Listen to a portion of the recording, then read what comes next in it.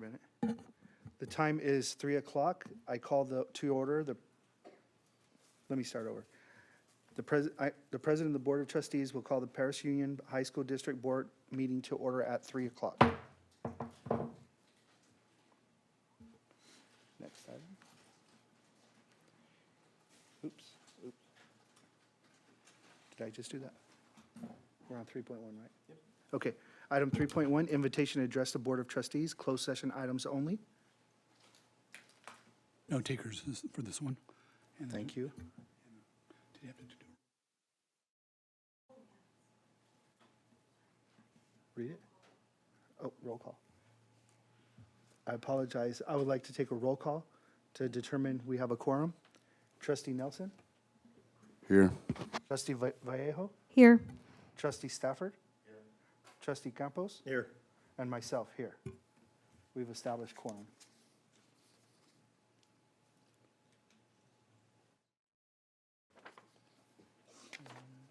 Item 4.1, adjourn to closed session. Do I have a motion?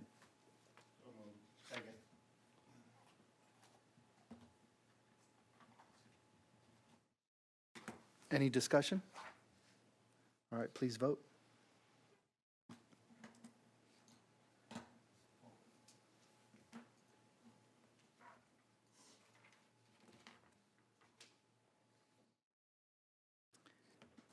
We will be adjourning a closed session. The vote is 5-0 at 3:02.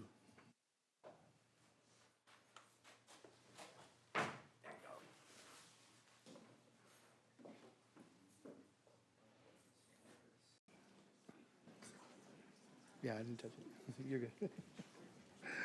All right, item 5.1, the regular board meeting of Paris Union High School District is reconvening at 5:59. Please stand for the pledge.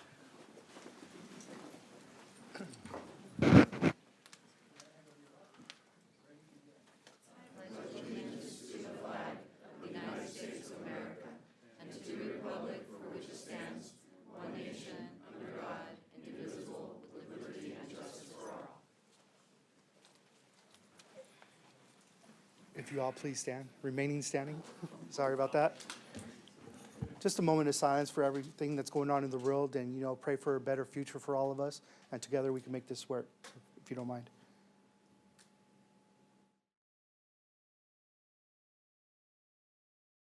Thank you.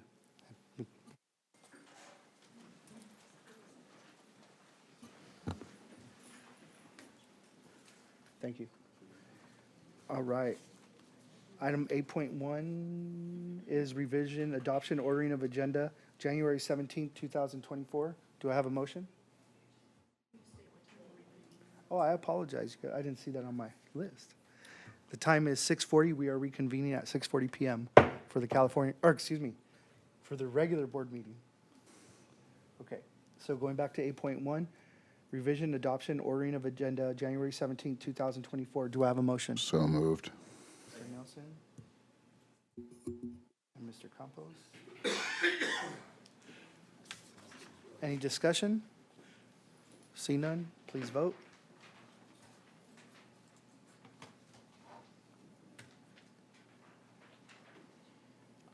Item 8.1 passes 5-0.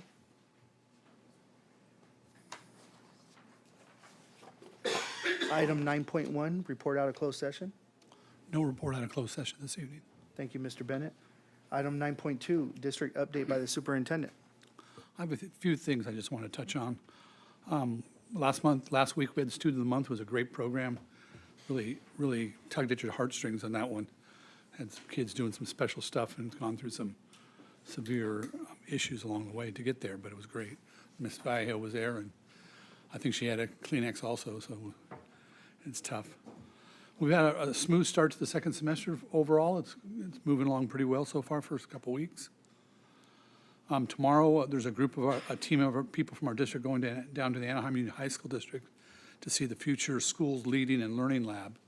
And thank you to Mr. Campos for finding that for us, and we're able to go down and see what they're doing and see if it's something that we could incorporate into our schools. I got a call from, many of you remember Marvin Williams. He was a campus supervisor at Paris High for like 40 years and basketball coach for that many years also. He's still the basketball coach there. But he called me and told me he's being inducted into the CIF Hall of Fame for what he's done.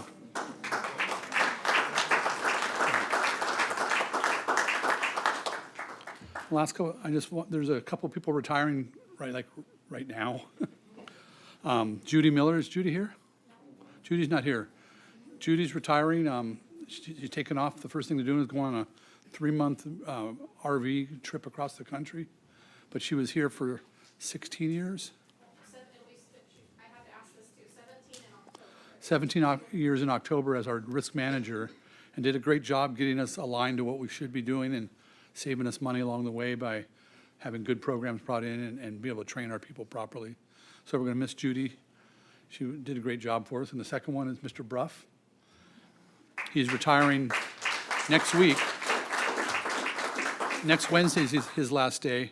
But some of the principals wanted to get up and say a few words for him, so I'm allowed them. Remember, he's still your boss for another week.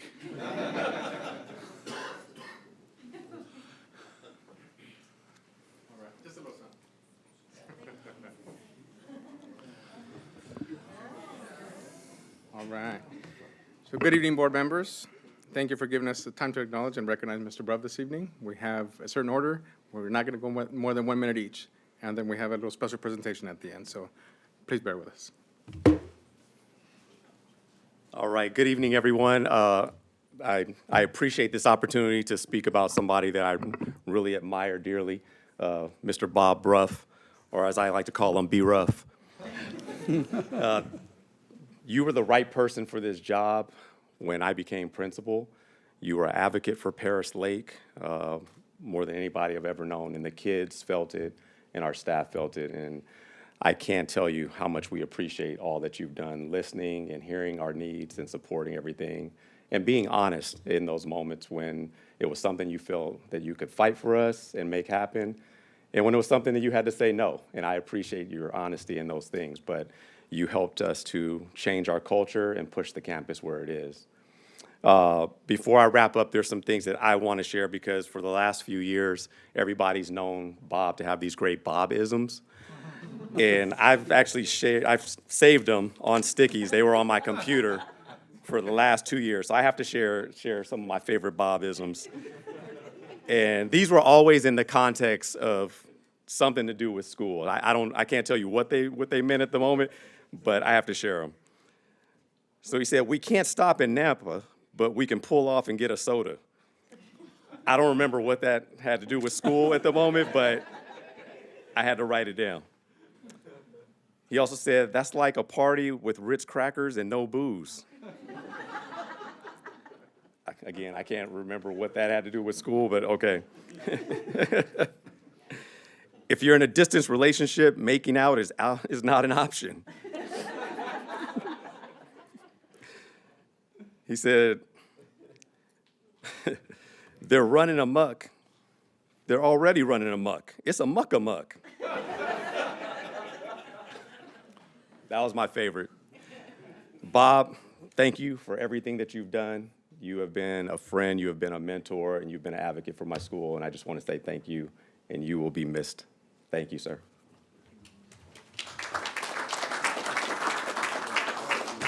Now, Juan did Hi, say Bob. 1 minute each, right? Oh, sorry. Very sorry. Is there a timer? Am I going to be timed?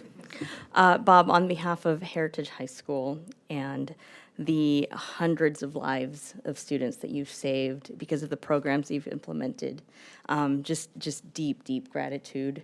And on a personal note, people always say that being a principal is a lonely job, but it was never lonely because you always answered my phone calls and you always showed up in the office every time I needed you or needed guidance. I'm a better principal because of you. I'm a better educator and I'm a better human. And I hope that you continue answering my phone calls.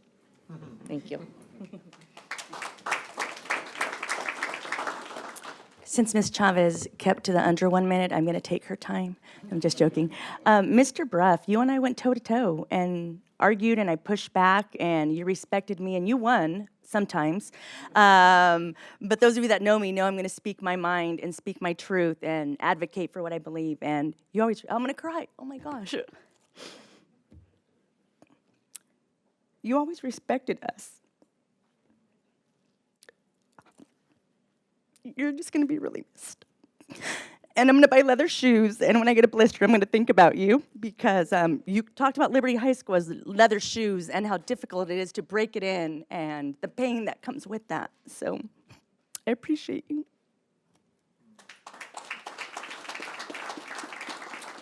I had to write mine down because I didn't want to screw it up.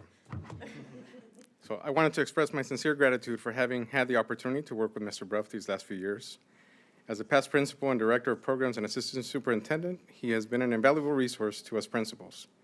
We have truly appreciated not just his perspective, but his approach in the way in which he handles anything that comes our way.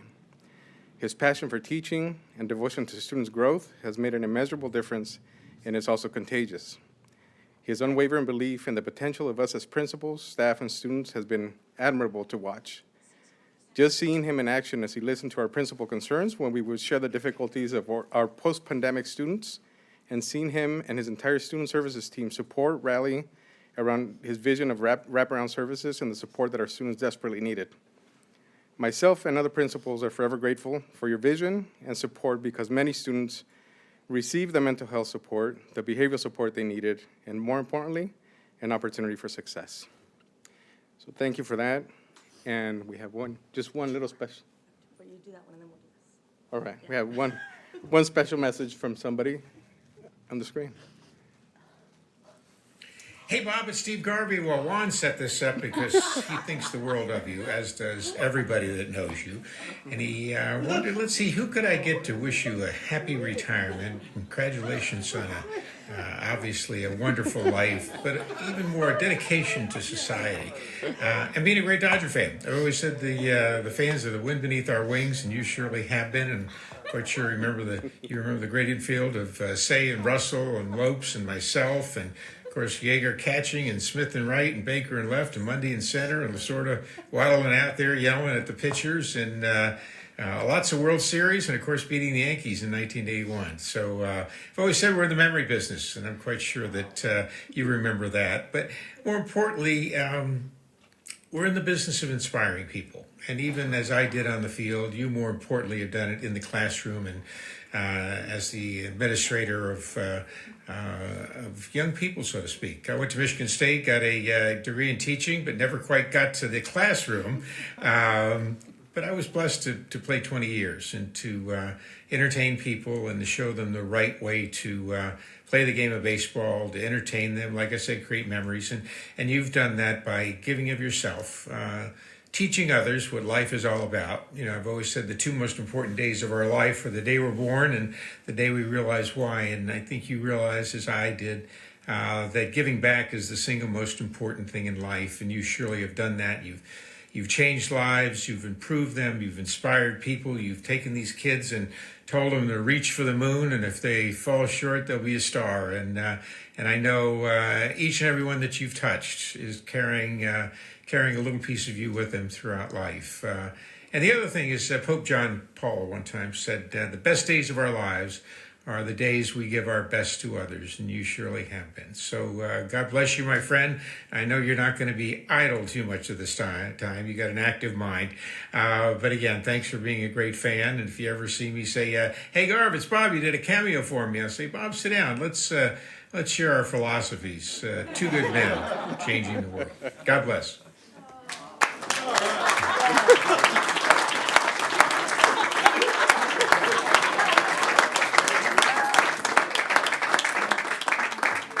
Thank you.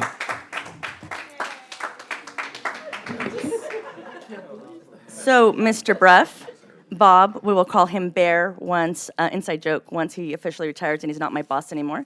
It is with immense gratitude and double extra support and dedication to our site principals. We'd like to present this to you for everything you've done for us.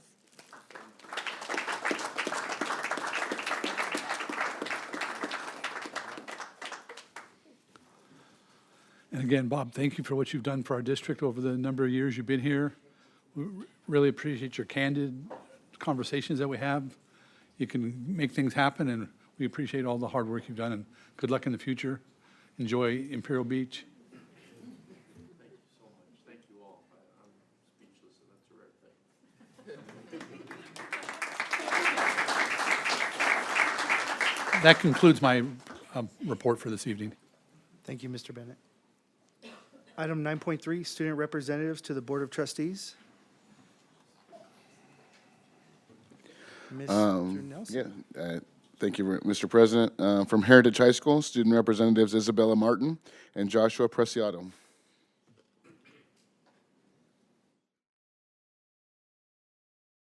Members of the board, Mr. Bennett, and members of the cabinet. My name is Bella Martin, And I'm Josh Preciado. and we hope you had a great holiday season, and we are excited to welcome everyone back to the second semester. We began the year with Camp Legacy, welcoming all of our students back to campus. Students were greeted by our cheer team, teachers were out in the quad welcoming everybody back, all while having a band performance. Throughout the day, students had lessons on digital citizenship, topic of values, artificial intelligence with plagiarism, thinking traps, choices, and transcript analysis. We also had our guest speaker, Felix Bobo, and Rescue a Generation for all of the students. It was a fantastic day, and we hope everyone enjoyed it. We would like to take this opportunity to congratulate Anna Pham for our January Student of the Month. She is president of CSF, secretary for NHS, and has been involved with AVID for all 4 years. She is currently sitting at a 4.407 GPA. Thank you, Anna, for everything that you have done for Heritage. Here are a few of our upcoming events. Final cap and gown order is today. Black Box begins January 19th. Freshman Movie Night January 23rd. Blood Drive February 7th. Spring Legacy March February 9th. And our Spring Legacy Ceremony on February 9th. This concludes our presentation. Thank you so much for the continued support of what we do at Heritage, and thank you for your time.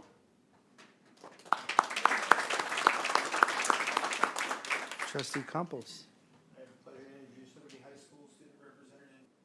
Good evening, members of the board, Mr. Bennett, and the cabinet. I'm Morgan Tam, I'm Moses Madrigal. And I'm Noah Nino. and this is our December through January recap. Our December Student of the Month is Jessen Juanego. Many events are Out of This World Spirit Week, Pep Rally, and Semi-Formal. And as always, Go Bison!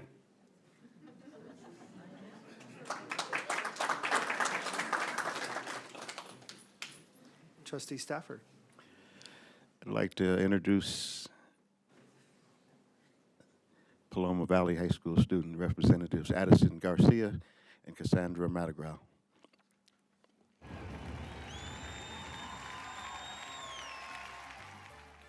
Hello, Paris Union School Board and Superintendent Mr. Bennett. Happy New Year. We hope you've had an amazing winter break. Once again, I'm Cassie Mantigan, one of 2 of this year's ASB secretaries. And I'm Addison Garcia, one of this year's junior ASB representatives. Our winter sports have been dominating the competition recently, with our JV and varsity boys basketball beating Lakeside, both girls and boys soccer beating Vista del Lago. Our wrestling team also swept Elsinore on all levels. Girl basketball as well swept on all levels against Valley View and won big over Lakeside 62-18. Tuesday, January 9th, Paloma Valley held their first ever annual awards ceremony. With over 1,000 students receiving awards, we were able to celebrate their accomplishments. Congratulations to our most recent Student of the Month, Mason Cavey.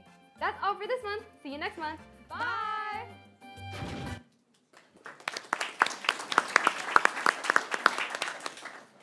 I would like to introduce Paris High School student representatives Simone Smith and Mariana Terrazas. Is that how you pronounce it?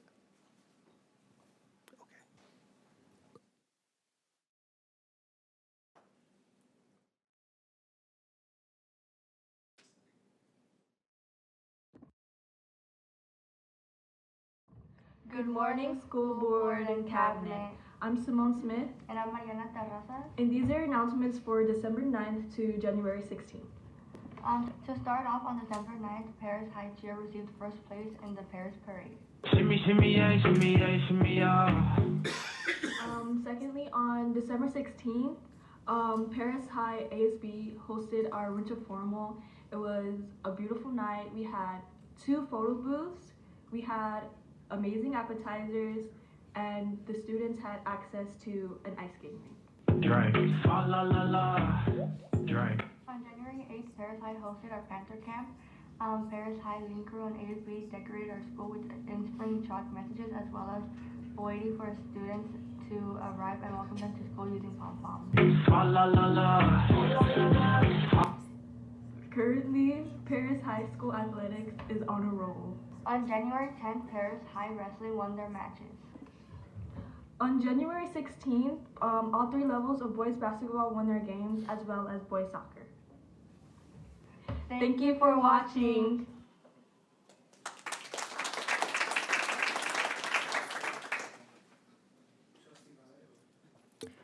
I'd like to introduce Pinacati Middle School student reps Isabella Duarte and Diani Mayfield.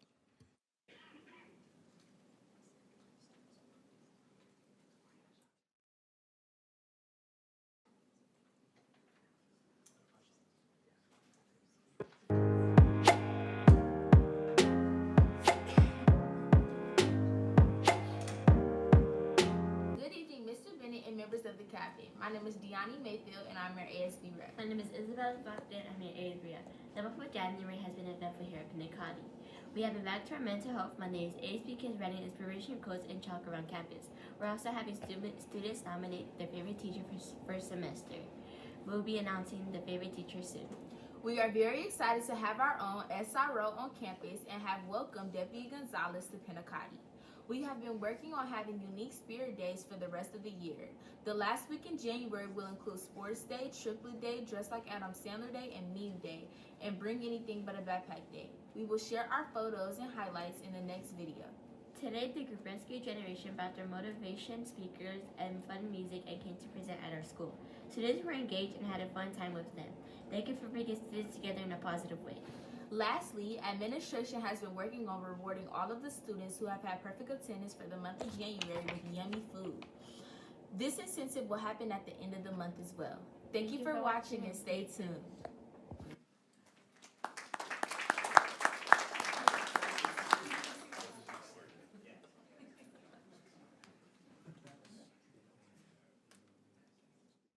Care what you do to me? Outcasts all in forward, don't push. 1, 2, 1, 2, 3.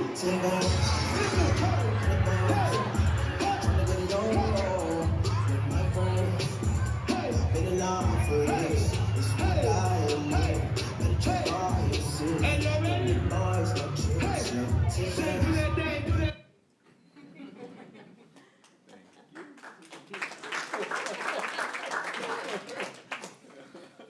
Trustee Stafford.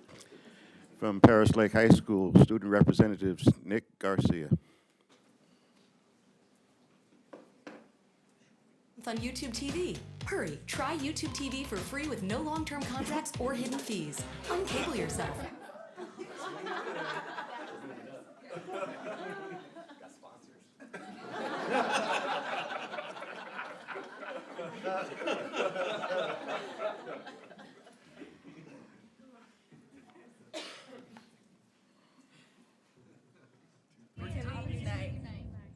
Hey, my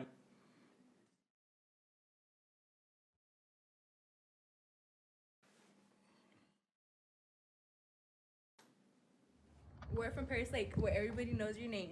We're from Paris Lake, where we have well over 200 graduates. We're from Paris Lake, where we partner with a new project and Think Together program. We're from Paris Lake, where we know what it takes to graduate. We're from Paris Lake, where students are happy to be here. We're from Paris Lake, where equity and opportunity unite. Hey, my name is Nick. I'm one of the leaders here at Paris Lake High School, and here are some of the things we're doing on campus this month.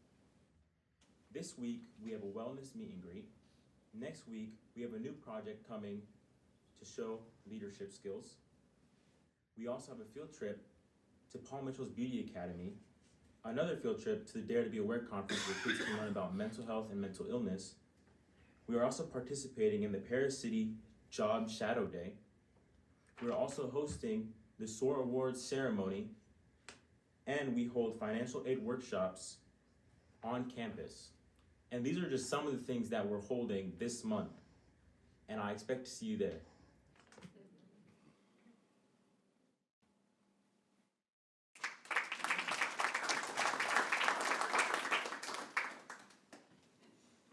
Thank you, student representatives. Item 9.4, PSEA President Jason Miller.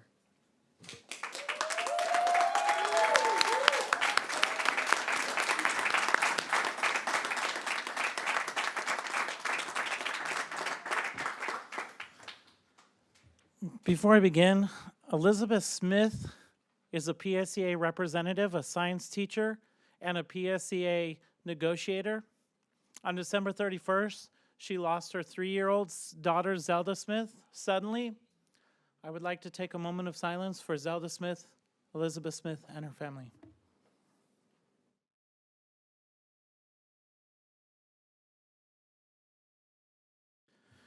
Thank you. We love you, Elizabeth. Once again, I'm overwhelmed with the joy at the employees that have come out tonight for support.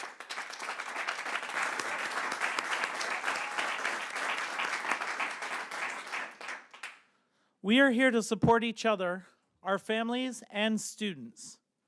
We, the employees, did not start this conflict. A reminder to all that the district drew first blood in all of this. So they should not be upset that we are very upset with them.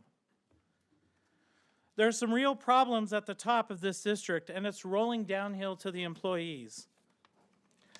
The teachers, non-teaching certificated staff, and classified staff are the ones holding this district together.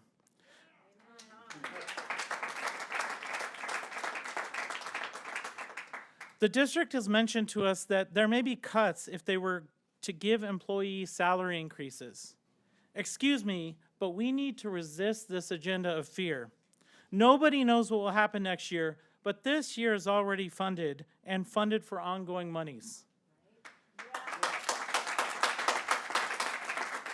There should be no blame to PSEA, CSEA, or CMI, or any employee groups and associated salary increases for these cuts. These cuts were already going to happen because one-time monies from the pandemic are now drying up from the state, and those cuts are happening in a lot of districts just naturally. Some of those cuts are happening now, and you haven't even paid out any extra salary increases. So our employees should not be a scapegoat. It is interesting that the district wants to make cuts as an excuse for salary increases, and that they started with programs. They should have started with unneeded consultants and administrative conferences, and the addition of 25 to 30% increase in administrative positions from last year to this year.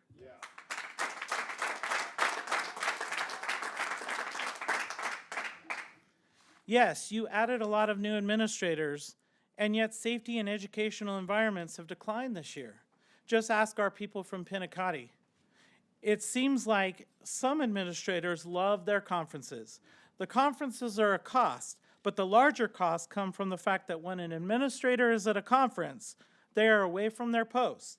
Thus, required work goes unfinished. The larger cost is an increase in coordinators, extra assistant principals, consultants, specialists, and extra directors that are needed to make up this unfinished work for conferences.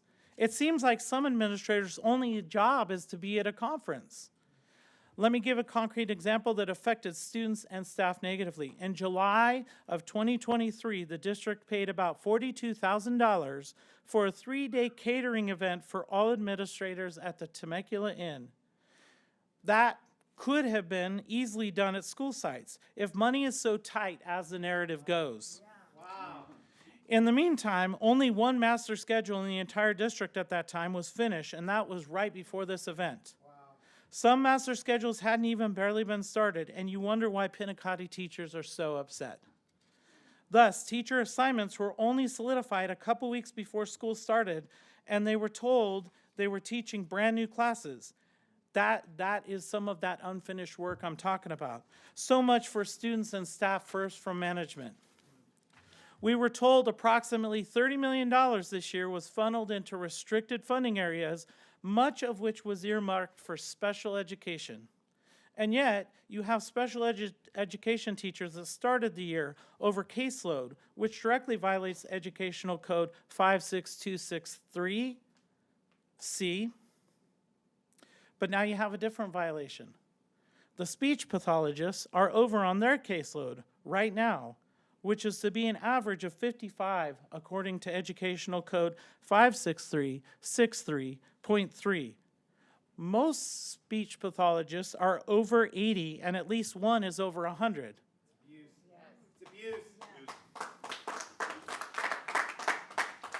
It's not like the district didn't know.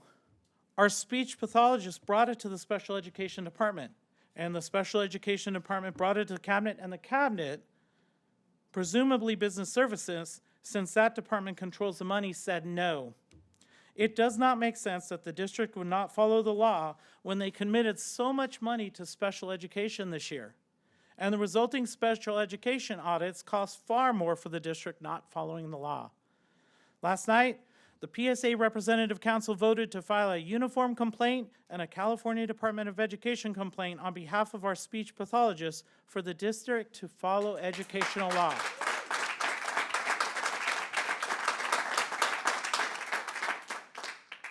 So the district committed a lot of money to special education, but did not spend it on special education to follow the law. Then what is that money going to be used for? Many believe that the district is trying to keep money for a bond to float in November of 2024. The bond has not passed, and the district has not even put a resolution to move forward with the bond. Our speculation is not unfounded. I saw in the agenda tonight a closed session item, 4.6, discussion on potentially purchasing property. I mean, I'm looking around at the news. I don't see it's a good time to buy property. You've not even approved for a resolution for the bond to move forward, and your bond hasn't even passed. All I have heard in these updates have been, can we pass a bond? I have not heard the essential question, and teachers are big on essential questions. Is a bond necessary? Will there be a bond resolution soon, or has the district decided to abandon a bond measure for 2024? I don't know. That's for you to decide. There are so many strange things happening at the top with this district, and I believe we need more transparency and more support for employees from administration. Please settle contracts with your employee groups and stop the shenanigans at the top, especially when it comes to money.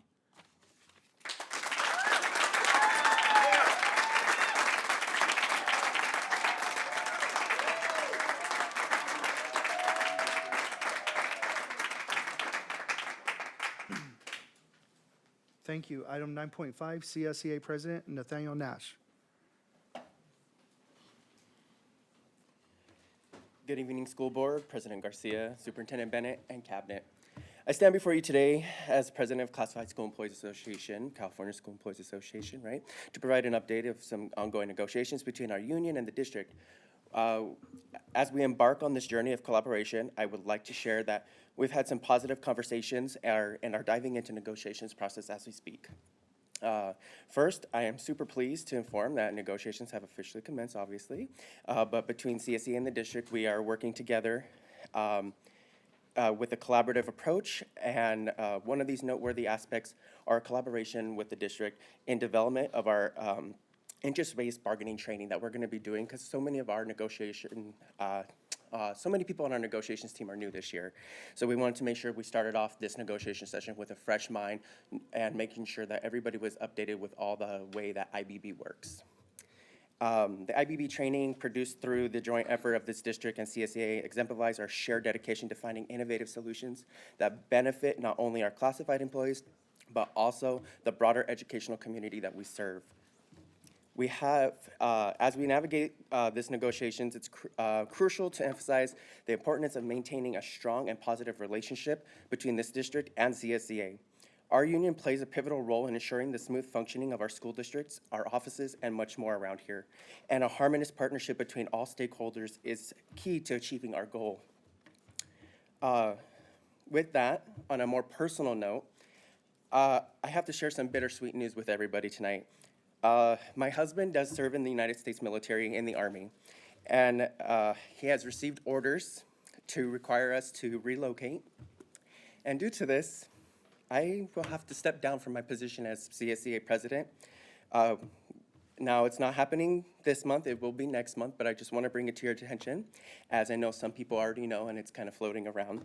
So I just wanted to make sure that you guys were aware straight from me that my reason for stepping down is nothing more than my husband serves our country, and I do have to go. This decision is not made lightly. It's with heavy heart that I have to bid farewell to this awesome community that I've created in this district, with all the educators here in the last 5.5 years in this district, and CSEA, not just being a member for 10 years between two districts, but serving multiple roles in this district in the last 5 years. I am immensely grateful for the support and the camaraderie. that has defined my tenure as president and my time in this district. So like I said, I'm not leaving quite yet. I have found it just best for my members and the team and everybody here to know that I'm moving forward in my life, and it's nothing more than sad for me because I really enjoyed my whole time here.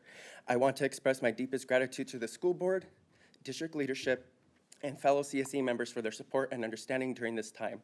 The resilience of this community is truly inspiring, and I'm confident that under the new president, which will be my VP, Helen Steinmeck, the positive trajectory for this that we've set continue to flourish and will move on. In conclusion, I want to say thank you, Bob, for working with us with CSEA, and congratulations on your retirement. And I just want to say, let's just forge ahead with optimism and knowing that collaboration between CSEA and the district will always yield positive outcomes for all. And together we can overcome the challenges, celebrate successes, and create an educational environment that truly serves the needs of our students and our staff. Thank you for your attention.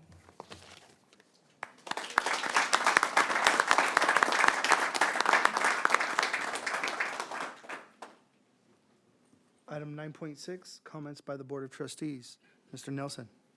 Thank you, Mr. President. To those retiring, Ms. Miller, Mr. Bruff, good luck in your future endeavors. Congratulations on your retirement. Wish you nothing but well going forward. Mr. Nash, where are you? Where is your husband being stationed? We'll know in 2 more weeks. Oh, okay, so you're not sure yet. They told us, but did not give us our Okay. answer until 2 more weeks. Well, to you as well. Good luck in all your future endeavors. So, I appreciate all the everything you've done for us here and giving us all the information from CSEA for the last year or so that you've been elected. Everybody else, welcome back from the holidays, and we hope to get a good semester going and finish out the year strong. Thank you, Mrs. Vallejo. Yeah, so I have a few things.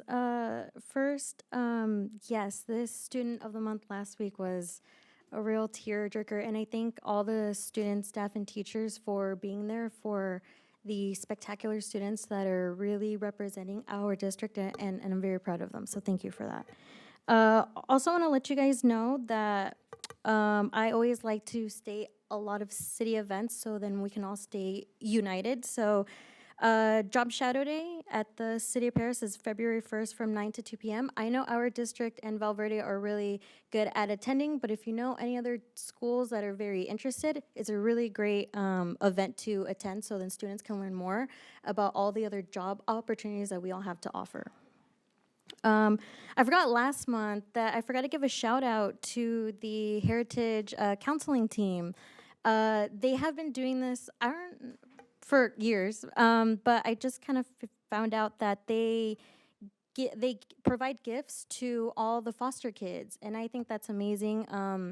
If other schools do that, please let me know, because I always like to give an appreciation, because that is amazing, to just give your own money to foster kids who need things or for gifts that they want. So I really appreciate the counseling team for that. That is a big shout out to them.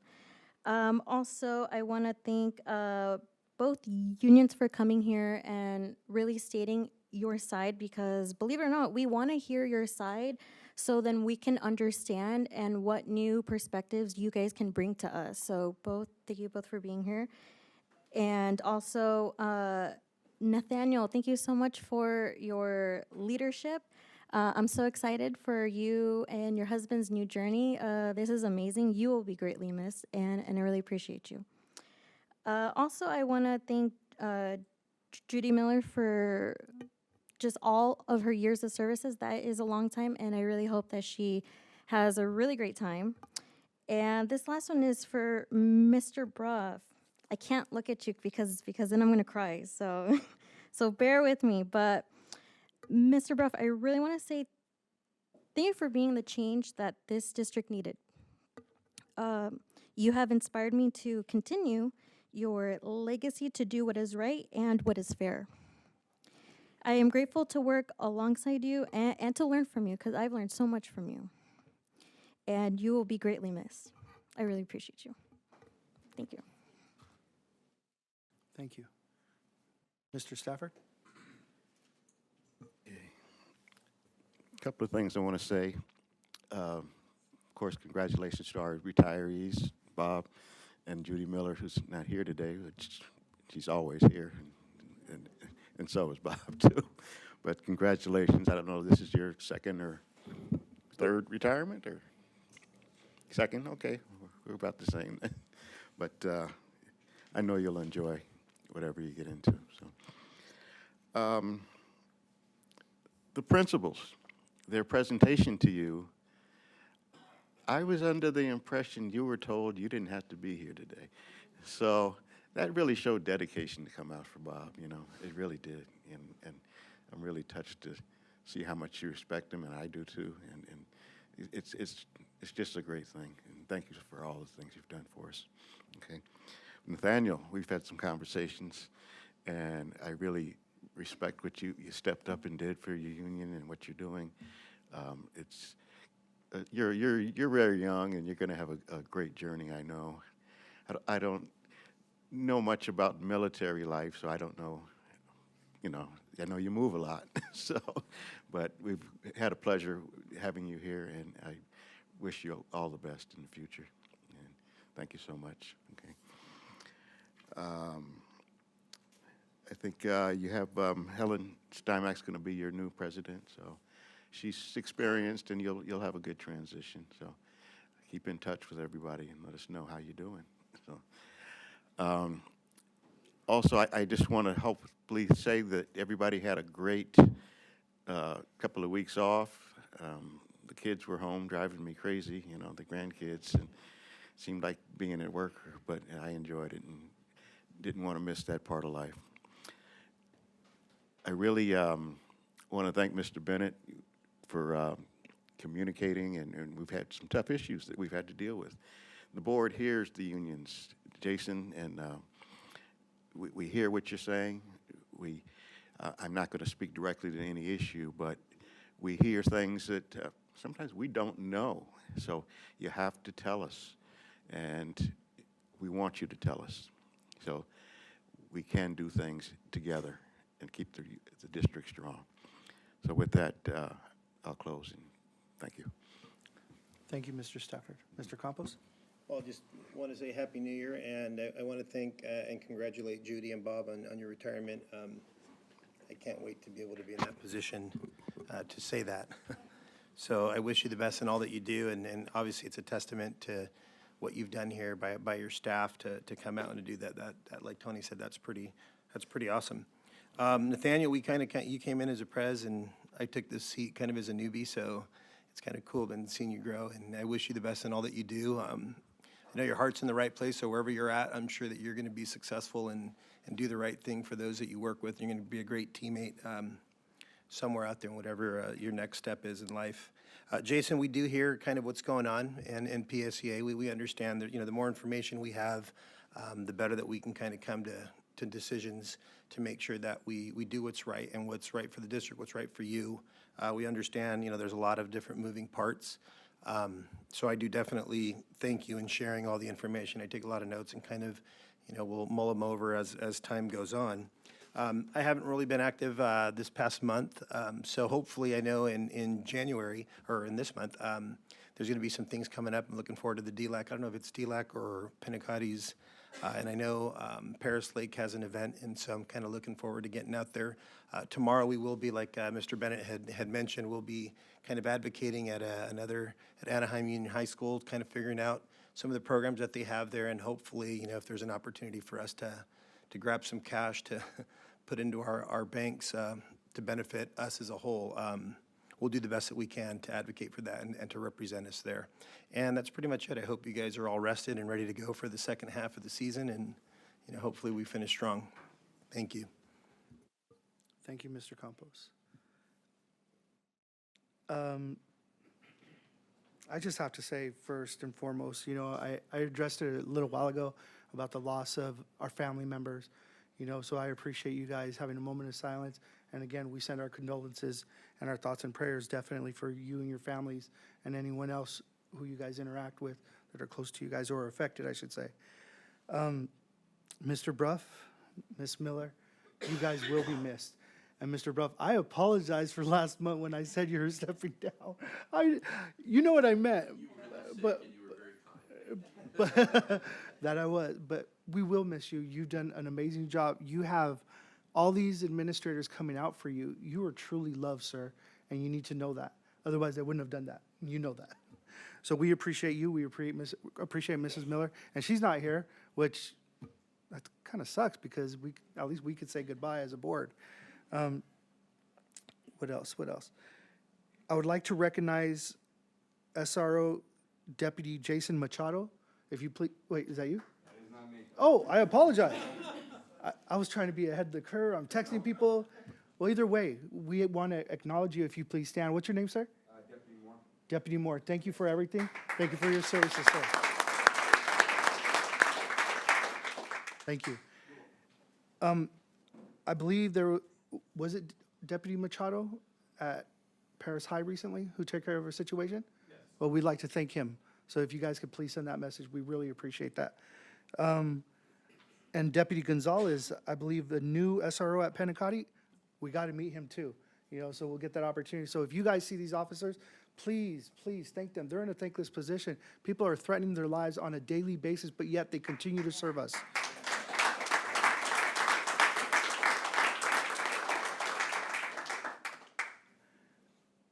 Since I'm talking about thanking you teachers, I know we're all going through a lot right now, but we value you guys more than you can imagine. And being a board member is not easy. I didn't think we would be dealing with these types of in-depth conversations that we have, but we're doing our best to make sure everybody gets what they deserve. That I promise you. And lastly, Paris Lake. Tell me that wasn't awesome, your TikTok trend. I caught on to that. I hope the rest of the board members did too. That was awesome. I caught that. But thank you all for your service. You guys are amazing. We love you guys. And I personally, I know the board members also, we want to interact with you when we see you guys. Don't be shy to come up to us. If you recognize us, say hi. Just don't, be crazy about it, but thank you guys. We appreciate you, and I hope you all have a happy new year.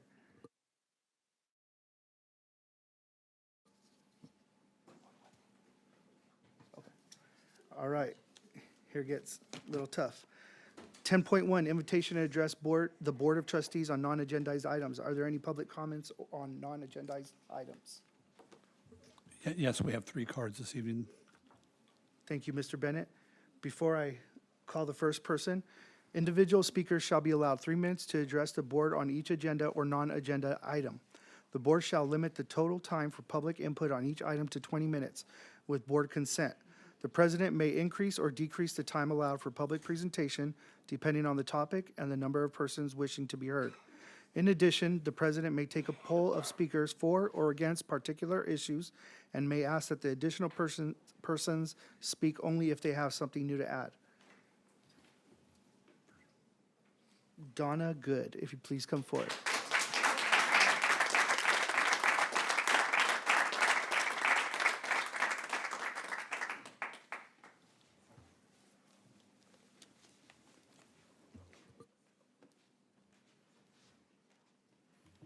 Good evening, board members and cabinet. Once again, it is a pleasure to speak to all of you on behalf of my colleagues, on behalf of my students, and on behalf of this district that I have dedicated myself, as well as my colleagues, for the past 10 years. So my topic tonight is math. Now, I'm not a math teacher. Numbers haven't been my thing, but I made it through AP Calculus in high school, and I took a quarter of calculus at UCR. And looking at what I'm looking, the math ain't mathin'. And I'm gonna go through tonight so we can understand where the math does not equal. Okay? So we're gonna start off with the spending right now in the budget is based on current stats. Now I know you have to do projections, but based on 2019, in 2022, we should have had only a little bit left. 2020, 2023. Every 3 years, the third year is always the worst, yet Paris Union High School District hasn't fallen apart yet. And the 8.22% that the governor gave to us, not as a raise, but as income for the cost of living, wasn't even discussed then. So the math ain't mathing because that doesn't equal up. Because if it's what is happening now that is keeping us from it, why didn't that happen in 2022, 2023, and 2021? Next thing that's not adding up is that all of our retirees got the full 8.22%. Every last Paris Union High School District retired teacher got the full COLA. So I don't understand why teachers who contribute nothing in the current state of this district are getting the full cost of living adjustment, because it's not a raise, and those of us who are here day in and day out, come to school early, stay at school late, contribute to ourselves, to our students and their community, are getting the leftover scraps. That math ain't mathin' at all. In addition, during closed session, there was a meeting with property negotiators.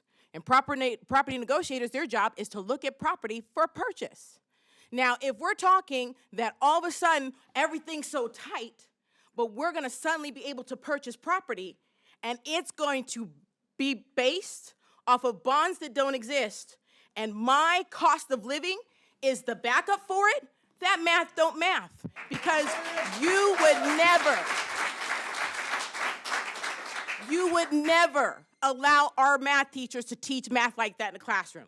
You would never ask students to do math like that on state tests. And I guarantee you, you would never run your personal household budget like that. But you want us to. That math ain't mathin'.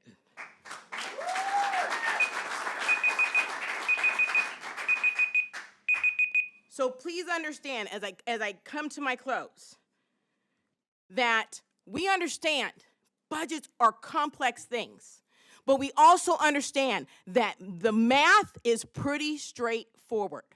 The governor of the state of California is adjusting the state budget right now so that education is not put on the chopping block. And because he sees the dire need for teachers in the state, he wants to make sure we're here. So the only reason why there would be a decrease in teachers is if we are not invested in our worth. Everyone says we're so important, and like I said last time, where you invest your money shows you what you value. Take all of us out the classroom, the district falls apart. That's the end game. We are the ones who interact, build the relationships, take the time, and keep it going day after day after day. I wasn't there on campus yesterday when what happened in Paris, but that was my student's brother. I heard about that. I talked to my colleagues, scared to death. It is us that kept those kids calm. It is us that kept that peace and quiet. No, I was there that day. I was, because I remember I told my kids, guys, stay calm, stay quiet, we got this. And I knew it was serious. So if this is what you want us to do, including putting our lives on the line, if that would have been real, then that investment needs to be made. COLA is for our lives when you ask us to put our lives out there for the kids.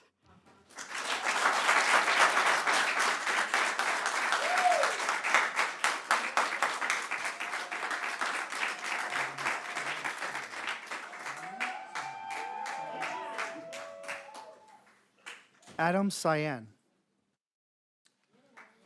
Good evening. Thank you for this opportunity to speak. Inflation is real. We all feel it. Food and gas are more expensive than ever. Candace Rains and Grant Bennett could help us, but they won't. They don't think we deserve COLA. Mortgage rates are up to 8.3%. That means it costs 350% the sticker price to buy and own a home. $500,000 house costs almost $2 million to own now. We need help. You guys could help us, but you don't think we deserve COLA. COLA's been funded by the governor.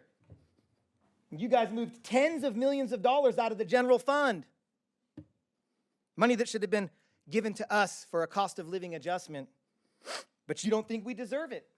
So what is all the money being used for? Because it's not being used to help with transportation. That's why we have students showing up late to school all the time. That's why we have kids that come up to me and say, Mr. Cyan, can I please leave 1 minute early so I can run to the bus? Because if I miss it, I got to wait for the second one, and I don't get home till like 7 o'clock. Who picks up the slack? Who picks up the slack when kids are consistently missing first period because they can't get to school? Teachers do. We pick up the slack. Who picks up the slack when they come to school tired the next day because they had to wait till 7 o'clock to get home again? We do. We pick up the slack. But you tell us we don't deserve COLA.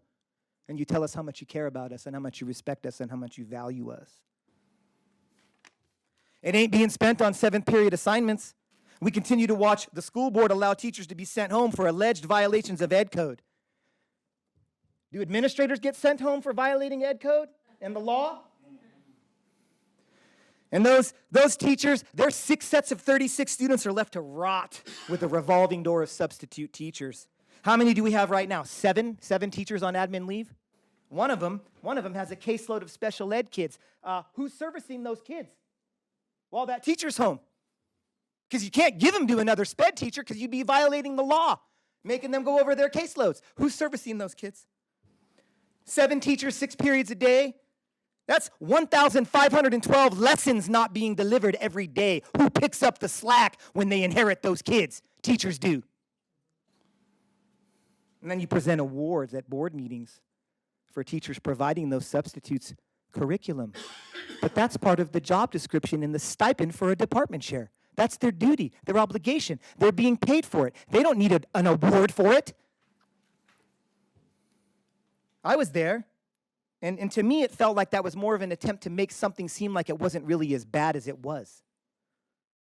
Because in reality, you guys can do a lot better for the children in those situations. That's who I'm talking about. The kids that are rotting in a room with an endless revolving door of substitutes coming in. Those kids are who I'm talking about. You can do so much better for those children and their families. You can require Kirk and Candace to put credentialed teachers in the room every time they make the decision to send someone home. Because most of the time, they come back. So they didn't really do it, right? You could be paying teachers 7th period assignment money to go in there and give those kids a quality education offered by a highly qualified instructor that knows everything there is to know about making sure that those kids learn what they need to learn. There isn't an educator in this room who wouldn't get laughed right out of this room if they tried to come up here right now and argue that those kids are actually getting what we have promised them. Their parents are being denied what we have promised them. I'll yield the microphone to anyone who wants to come up here and try to explain how those kids are getting what they have been promised.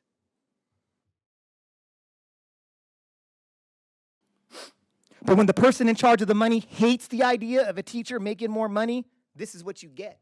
You get kids rotting in a room with an endless revolving door of substitute teachers. The people that are able to help them won't. They're able to, but they're unwilling. Kirk, Candace, and Grant, when you guys do this, you cause learning loss and you are harming students and their families. Who picks up the slack when there's learning loss? Who picks up the slack when kids have been denied access to a quality education by malicious practices enacted in tandem by business services and human resources at the discretion of the superintendent? Who picks up the slack? We do, but you sit here and tell us we don't deserve COLA. Liberty's overcrowded, so the money wasn't being spent making sure that every teacher over there had a consistent, practical, and accessible workspace every hour of the workday, and teachers are still experiencing that. There's over a dozen of them without a legitimate workspace. You guys have refused to help them. I came to you and asked you for help, and you've ignored me.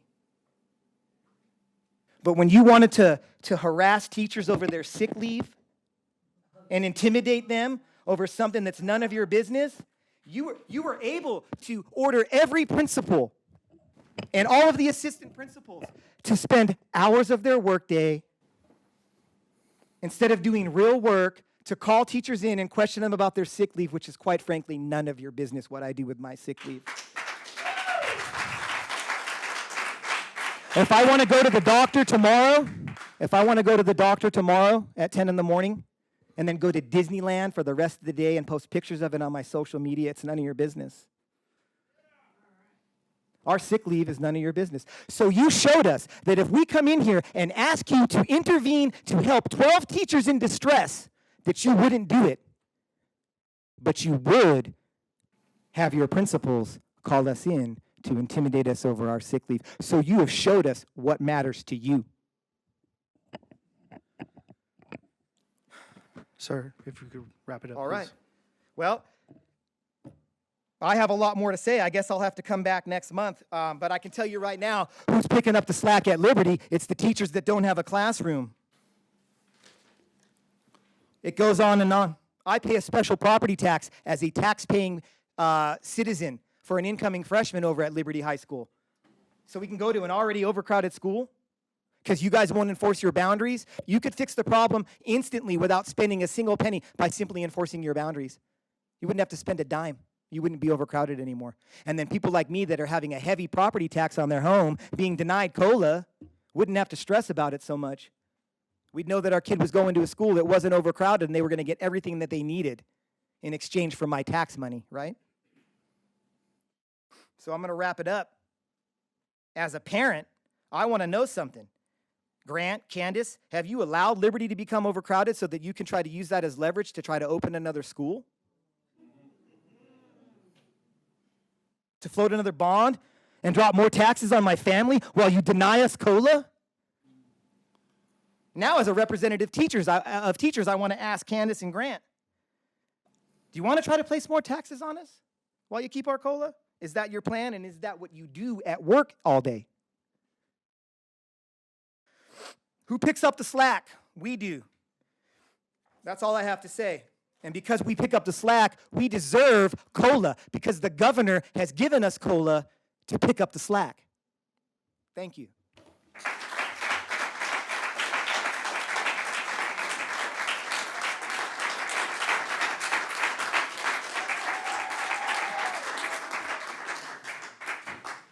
Thank you very much. In respect of everybody's time, if I could ask you guys to please stay within the 3 minutes. I try to give you guys a little bit of leniency so you can say what you have to say, but I am asking to stay within the rules because we have to stay within the rules. Next person, Paul Clay, please.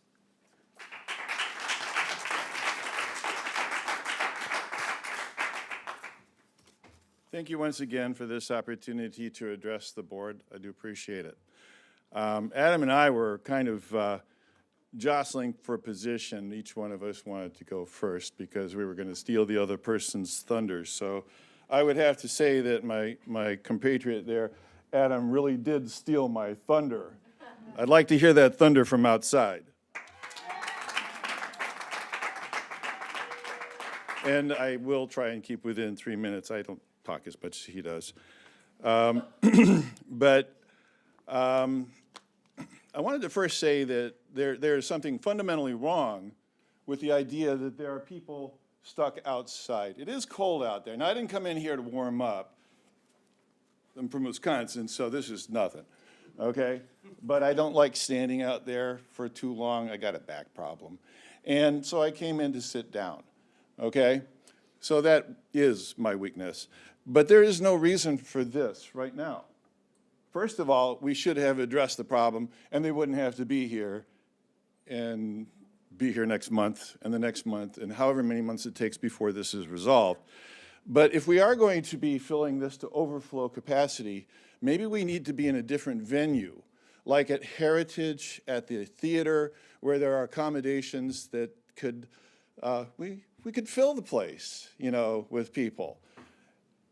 This is really a denial of our opportunity to express ourselves by having people stuck outside. And I think if we're going to go on with this, and we're going to have more and more of these meetings, it's only right that we can fit everybody in the building at the time. So I want you to think about that. Last month I addressed this body about the district's inexcusable failure to support the special ed teachers at Heritage High School. Inexcusable, absolutely inexcusable. It amounts to nothing to less than a violation of the law, and it harms the special education program, the special education teachers, and the special education students. They don't get the service that this district is required by law to provide. It's failed. This district has failed. We only have 38 seconds. And I only got through my first 2 paragraphs, okay? But I do want to mention that this kind of bullying that was going on, bringing teachers in to explain their absences, happens to coincide with the fact that the district went to impasse when it wasn't absolutely necessary. It wasn't even, I mean, from our perspective, we were still working on this. So this just seems like it's intimidation on top of everything else. They didn't get their way in negotiations, and now they're going to come back at us. And I do respect your time, and I thank you very much once again. Thank you.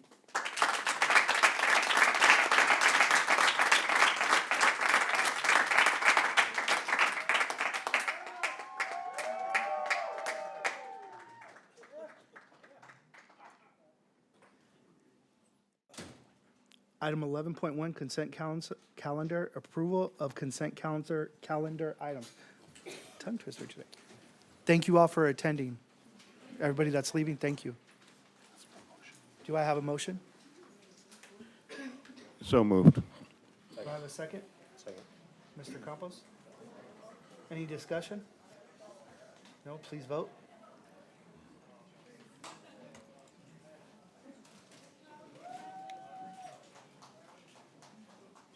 Item 11.1 is a 5-0 vote. It passes.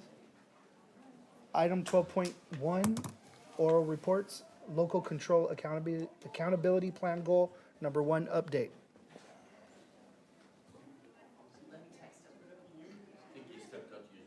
No problem. We could take a break if anyone needs to. Want to take about a 5-minute break real quick? Okay, I got one. We're going for it. 5-minute break. 7:44.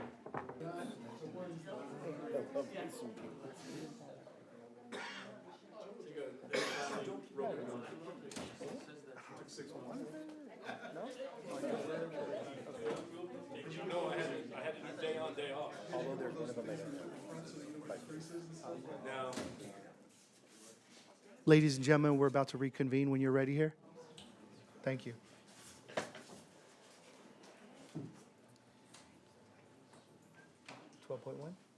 Okay. Yeah, sorry, yeah. Okay, we're back on item 12.1, reconvening at 7:49 from our few-minute break there. Item 12.1, local control accountability plan, goal number 1 update. Thank you, sir.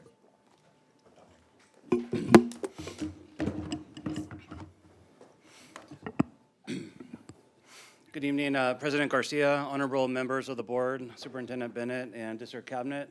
I have the honor of sharing our local control accountability update annual measurable progress goals with you tonight. We're going to be focusing on goal number 1, which looks at the attaining proficiency in ELA and math for our students. And we have several metrics to measure that. These are goals that we set about 3 years ago for the 2023-24 school year where we're trying to achieve.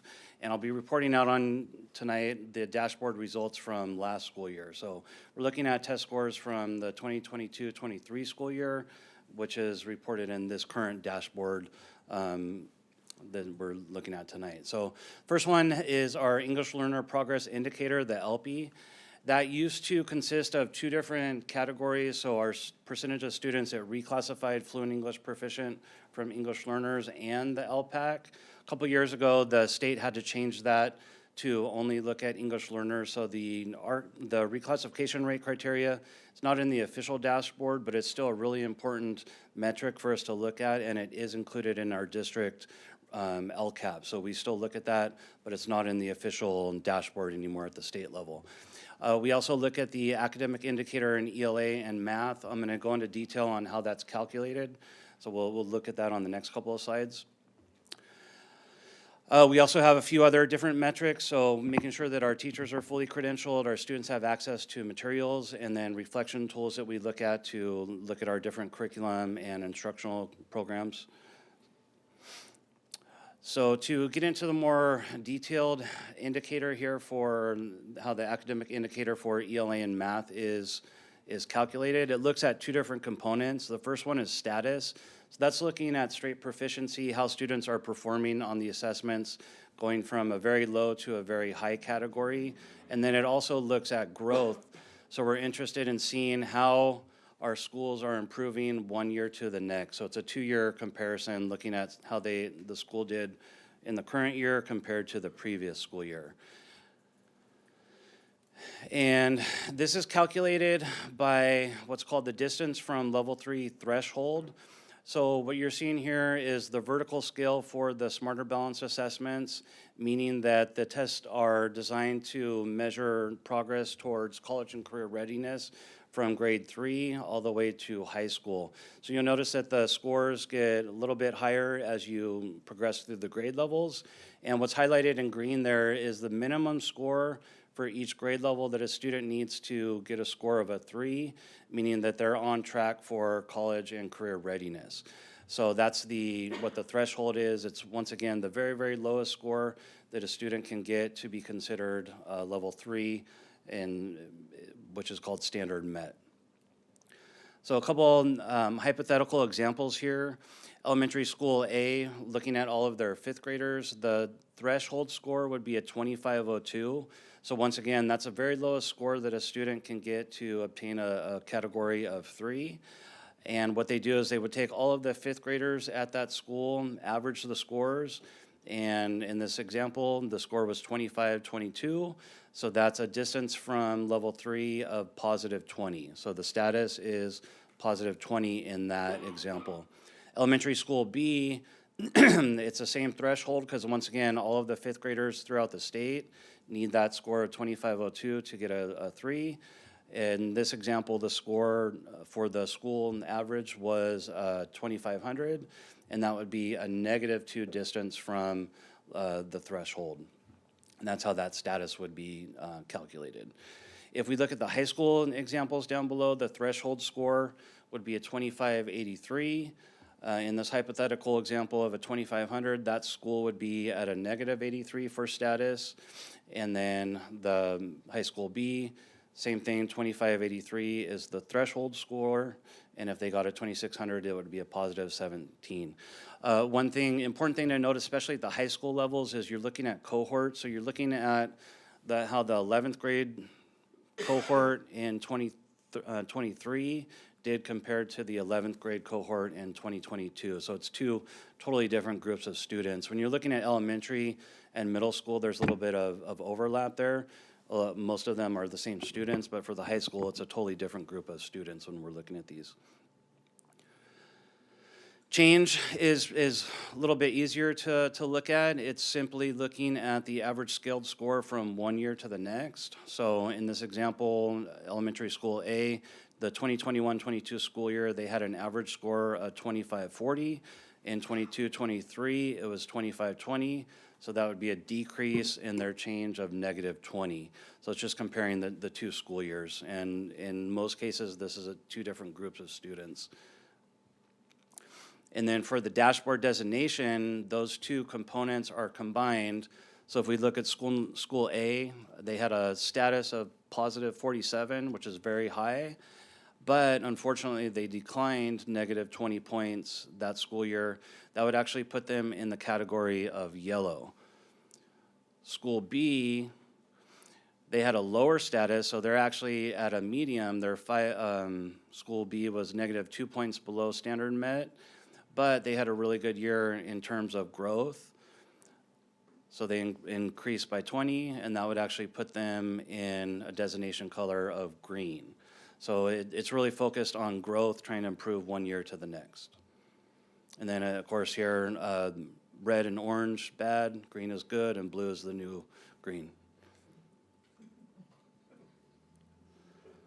Other items of significance, once again, we're looking at test scores from last school year compared to the prior school year.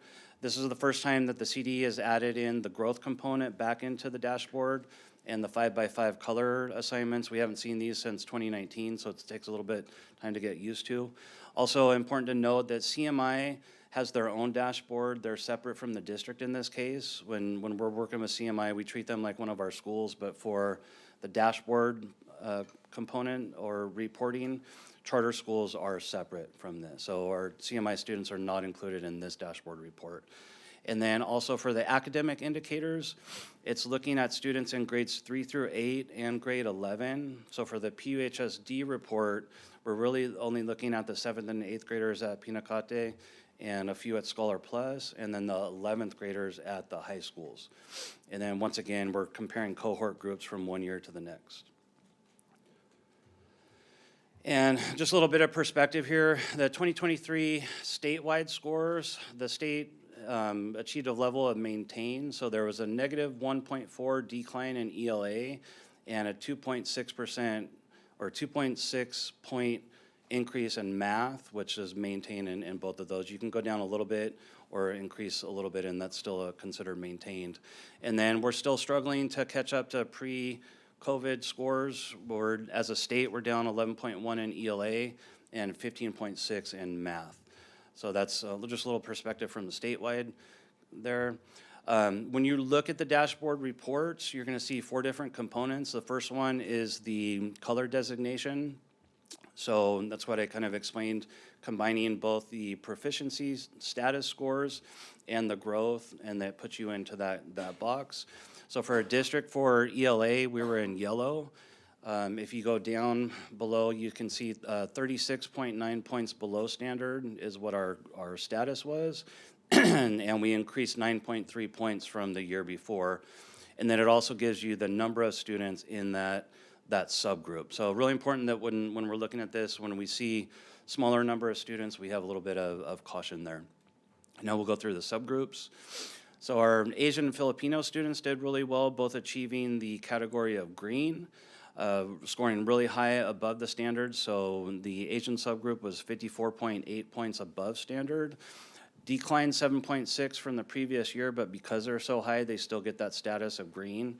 But when we do want to look at the number of students, so in our district tested in grades 7, 8, and 11, there were only 42 students in the Asian subgroup, so a little bit of caution when we're looking at those numbers.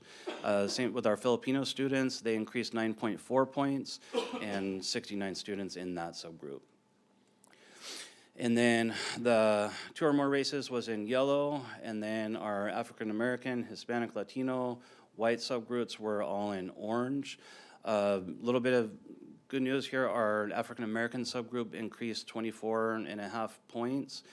If you go back to the grid that I went over super fast, 15 is considered improving significantly. So 15 points and above is very significant change there. So positive change there. And then our other groups improved as well. And then for our other subgroups, our homeless subgroup increased 43.4 points, so very significant there as well. And then our SED, English learner, and students with disabilities all had significant gains in ELA. Moving over quickly to math. Math, the data doesn't look so good here. As a district, we were 138.2 points below standard with a 4.8 point decline. And then most of our subgroups were in either orange or red. Our Filipino subgroup was in green, Asian subgroup in yellow, and then our African American and 2 or more races were both in orange. And then pretty much across the boards, maintained or declined.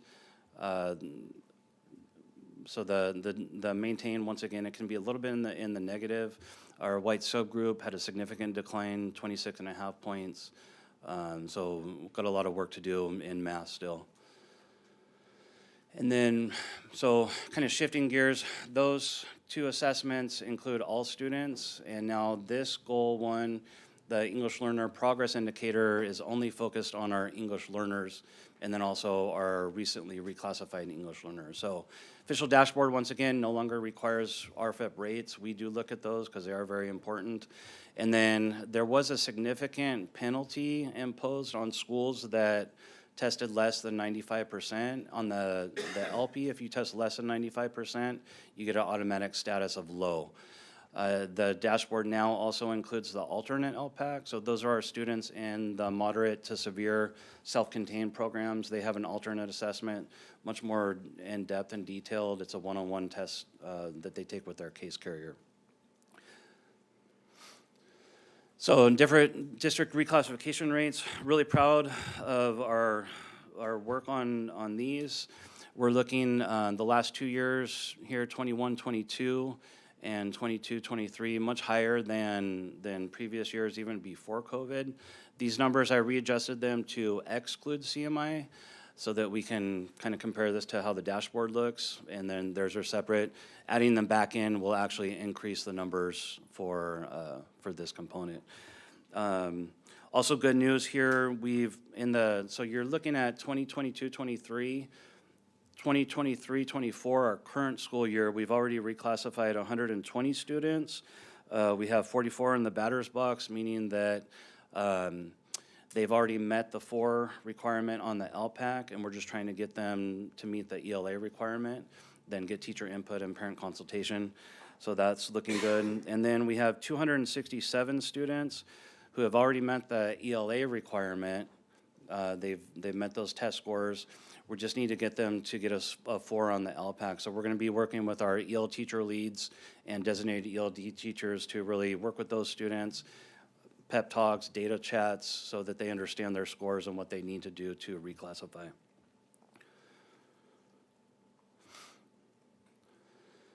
And then, so the LP in the dashboard is really now only looking at the English learners that are still in that subgroup that improve from one year to the next. And it's looking at the percentages of students that show improvement from one year to the next.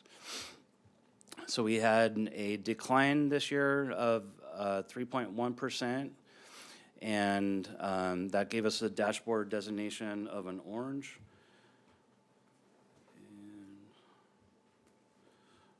Just real quick, wanted to look at some notes here, but no, we'll skip that. So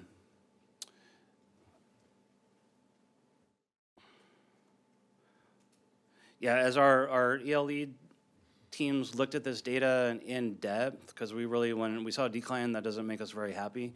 So we really tried to dig into this. Lots of notes, but off the top of my head, a couple of things that we saw, we have an increase of newcomer students that were about 2%. So meaning that 2% of our EL subgroup is students new to the country. Our participation rate increased by 4%. So that we went from a 91% the previous year to a little over 95%. And I can tell you from experience, a lot of the kids that were in that 4% that we had to call, I made a lot of the phone calls, worked with some of the students, tested them remotely. A lot of the kids had a lot of challenges. They hadn't been in school for a long time. So that had a little bit of effect. And then, of course, when you take, with the RFEP rates, when you take a lot of kids out of that subgroup, that has an impact on it as well. So hoping that this year we have a little bit better performance on the LP. And then other challenges, once again, we're still a little bit behind pre-COVID scores like the state. Attendance was a challenge last year for testing, and then just getting back into that groove of making sure that our instructional alignment matches the rigor of the state assessments, because those assessments are much more difficult than what kids are seeing on a daily basis sometimes. Successes, we were able to meet the participation rate and not get hit with any of the penalties for the academic indicators or the LPs. I think some of the alternative schools did, but as a district we did not. And then we're doing a lot of intensive work. Dr. Calhoun and Mark Sennett, our coordinator, working with RCOE to bring all of the math teachers in to do intensive data analysis and looking at their instruction and their assessments and curriculum. And then also this year we did train all of our teachers in integrated ELD standards, elevation strategies, and then literacy professional development to help our kids with ELA and the ELD. No, that's a lot of information. And then our next steps, before I forget, we presented a lot of this information to the DLAC.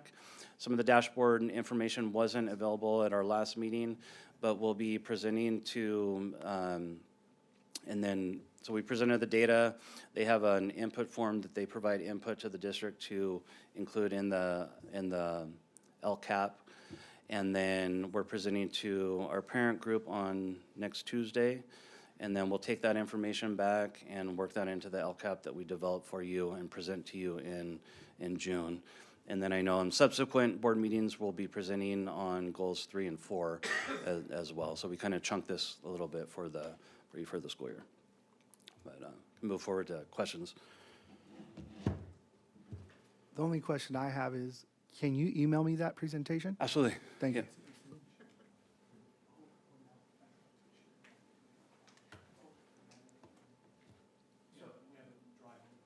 Okay. That's good. On the DLAC participation, can you give me reference numbers as to how many are attending when it comes to the presentations that we're having on average, yes? For the DLAC, we've had one representative from each school for the DLAC presentation. ELACs, they've been getting about 20 or so, depending on the site. So they have one from each ELAC. There's one DLAC parent representation at our meetings. And so one of the things that I was looking at, and I know sometimes when obviously the reclassification is very important. What I'm always concerned with is when we reclassify the students, is there supports from there? I know sometimes, those students are doing a good job, and to me, those are the students that are primed for some of the greatest success that we can have out there, because obviously now they're becoming language fluent, they're understanding the language, and they're connecting that with the curriculum, and everything's starting to make sense, and they're connecting the dots.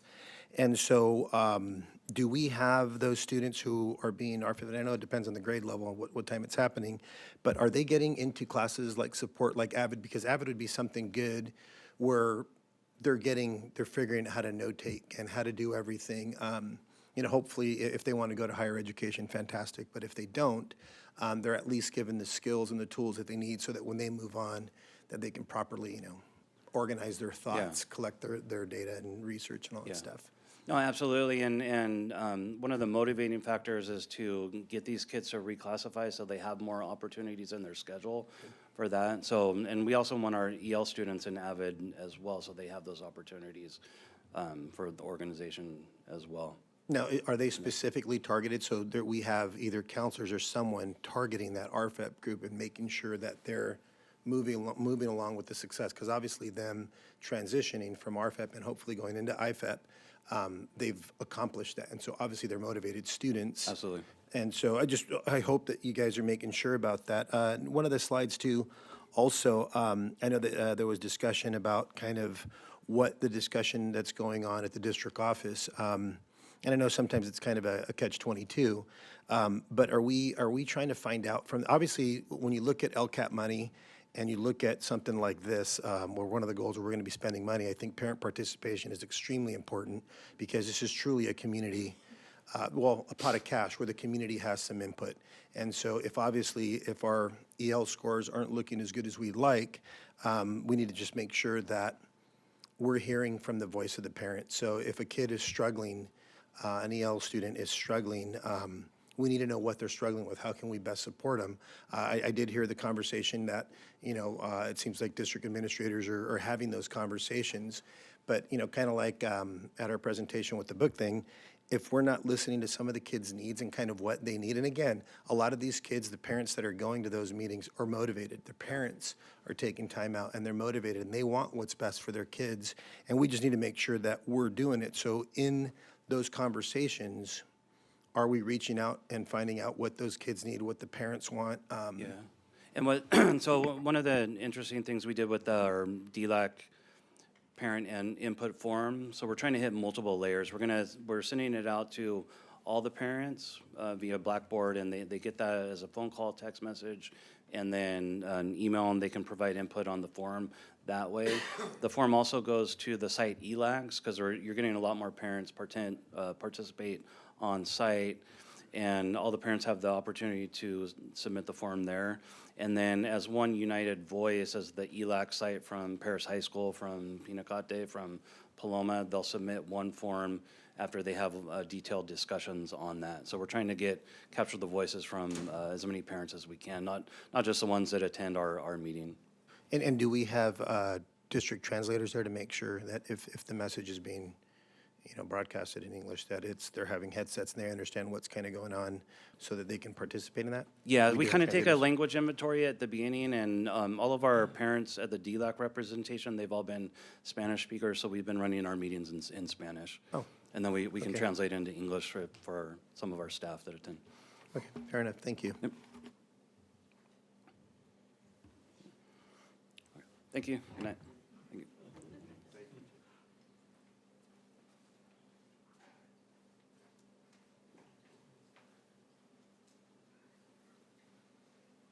Item 13.1, general functions, Williams Settlement Quarterly Uniform Complaint Report Summary for October and December 2023. Item 13.2, discipline, December 2023 monthly suspension report. Item 14.1, certificated personnel action items. Do I have a motion? Is that Mr. Stafford? Second. Mr. Nelson? Any discussion? Please vote.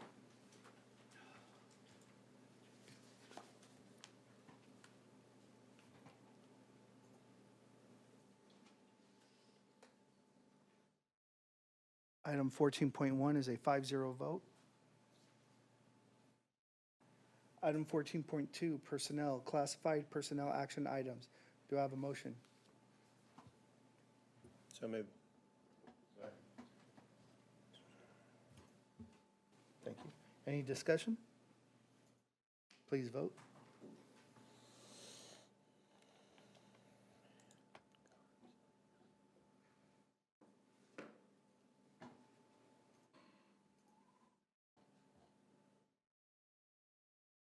Item 14.2 is a 5-0 vote. Item 14.3, business, approval of the 2022-23 audit reports. Do I have a motion? So moved. Second.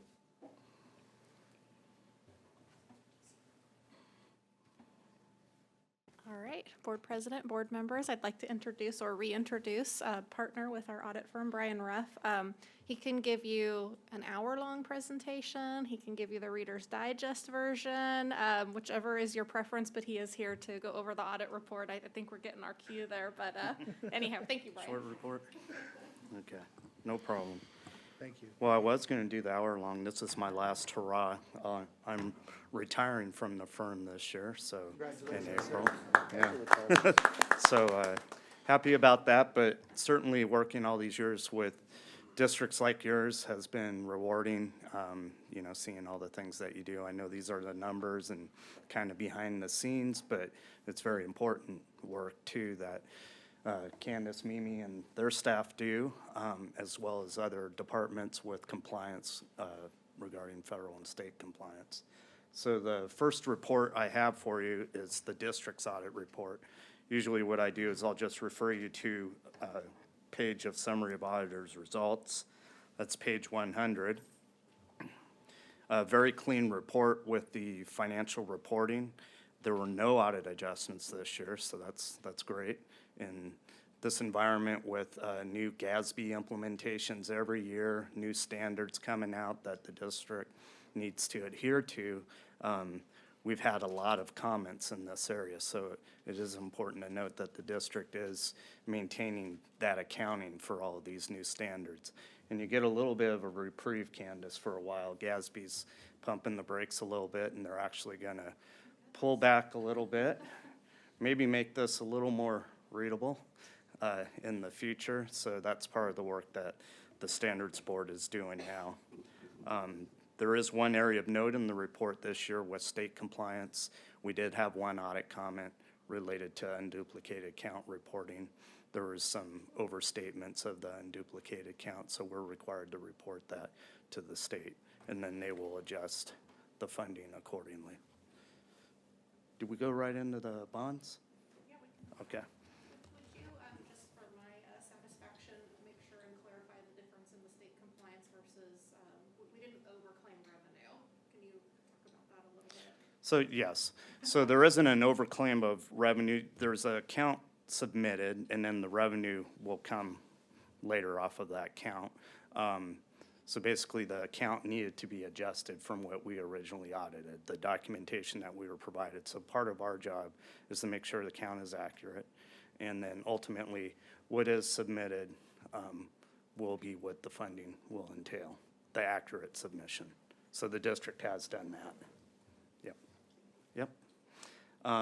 Bond report. So 2 bond measures. I'm sure Mimi's happy that Measure W is closed out. The dual accounting within one fund creates some challenges at times because you gotta make sure it's separate. And that's a big task.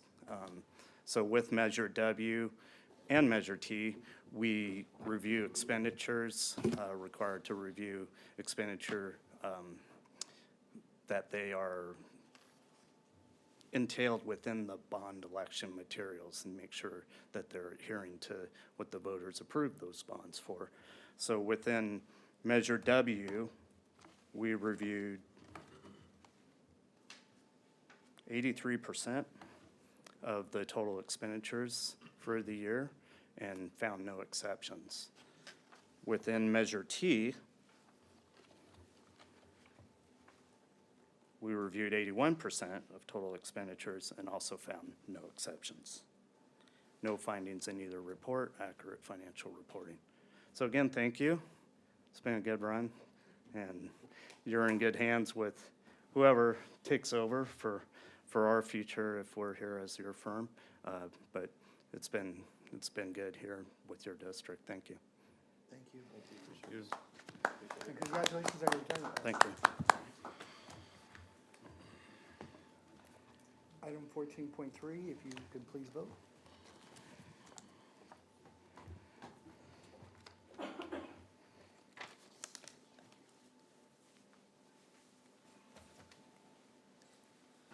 Item 14.3 passes 5-0.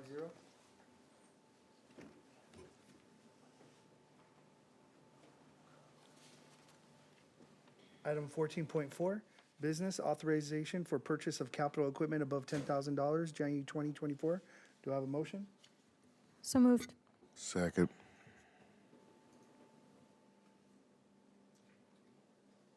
Any discussion? Please vote. That's okay. Were you able to vote? Perfect. Item 14.4 is a 5-0 vote. Thank you for everyone's patience. 14.5, authorization for purchase orders above $50,000, January 2024. Do I have a motion? So moved. Second. Any discussion? Please vote.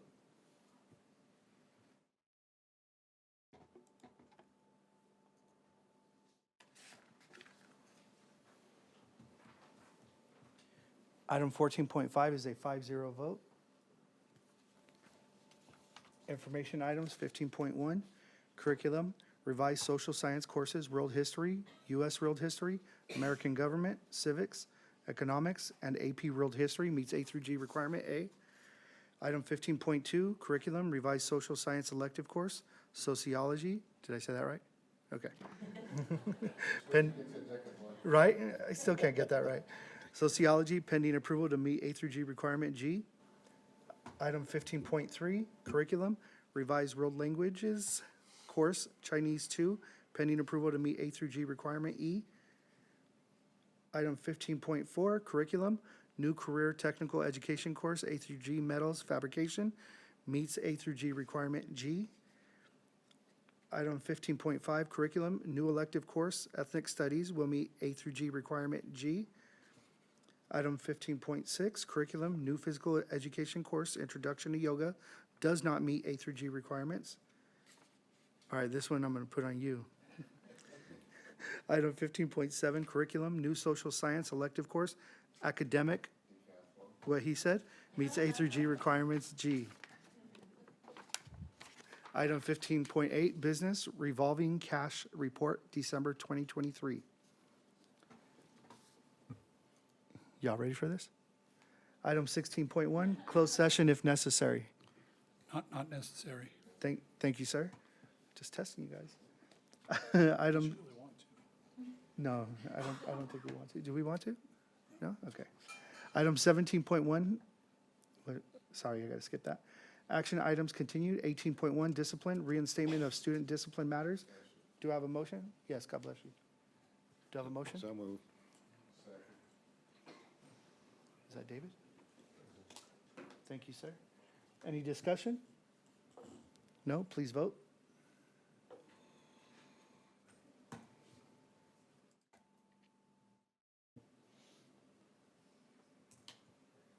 Item 18.1 passes 5-0. Item 19.1, other items by the superintendent. Nothing real big. I want to congratulate Charles Tippy on his engagement to Ms. Carrillo. So congratulations, Charles.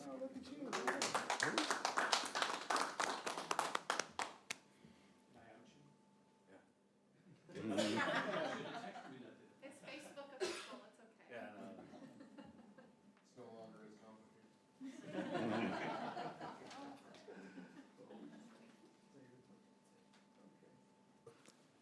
Other items, 20.1, other items by the Board of Trustees.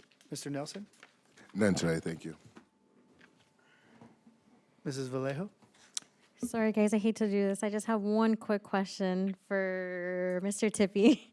I had a question earlier, but I forgot it, but now I finally remembered it. Quick question, though. You said in the slideshow towards the end, you said that we work with RCOE for the math assessment and strategies. And I just want to know how's that going, because those math numbers were pretty low, and I want to know what we're really doing about it, and what do the parents say, because I know parents, they don't know much about curriculum. I don't know anything about math curriculum, and I also want to know, like, what are we doing about it? Are we actively changing it? Because I know, like, the math has been, I'm assuming, the same as all the other times, and I just want to know what we're doing to kind of raise those numbers up. Yeah, you want to help out? I just phone a friend. I won't do a 45-minute thing this time, that's what you're saying. Good evening. Thank you. So, this is the first full year of going through this. I just got the data back, I actually have a meeting with the county on Friday. They were doing a reverse transcript analysis for the middle schools. So we're looking at college readiness, we're looking at the letter grades, we're looking at test score performance. We've started the process of having teachers doing walkthroughs with guided counsel from mathematics experts at the district office.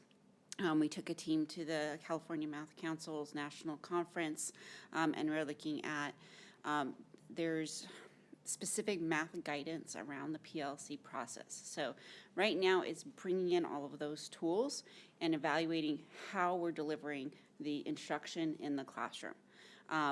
At the end of this year, we'll come together, we'll look at where our plan is, and then we'll see how we're going to roll out. It'll be my first year. I get to start the year with the team, which I'm very, very excited about, and seeing what are the next steps. Now that we've collected all the data, we've had all these conversations, we've, basically looked in a mirror and seen what our practices are.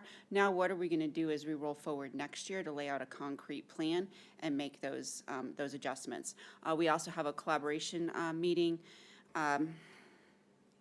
in one of the months, I apologize, I can't remember the months, where our Pinacati teachers are actually coming together with our high school teachers of like subjects. So our Algebra 1 math teachers are coming together with Algebra 1 at the high school.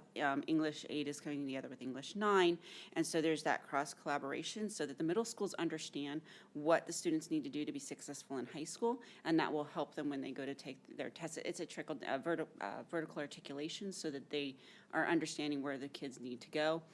It's no different than for a high school teacher. A lot of times we'll meet with local community college professors and universities to understand what we need to give them when they get there. And in the classroom, what that translates to is giving the instruction that the students need, and then they demonstrate it on the test. So rather than making it about a test, because if we do that, we all learn from CSTs that doesn't work, but making it about this is why you need to know this, and giving them the rationale.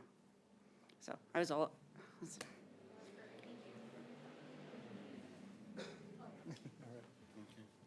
Trustee Stafford? Nothing for me. Mr. Campos?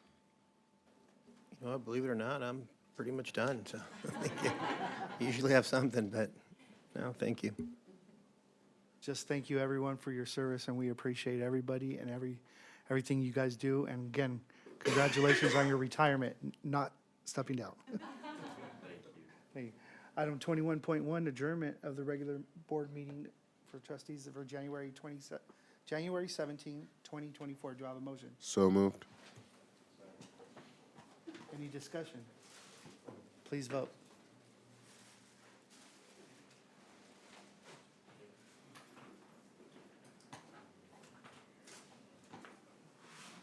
Item 21.1 is a 5-0 vote.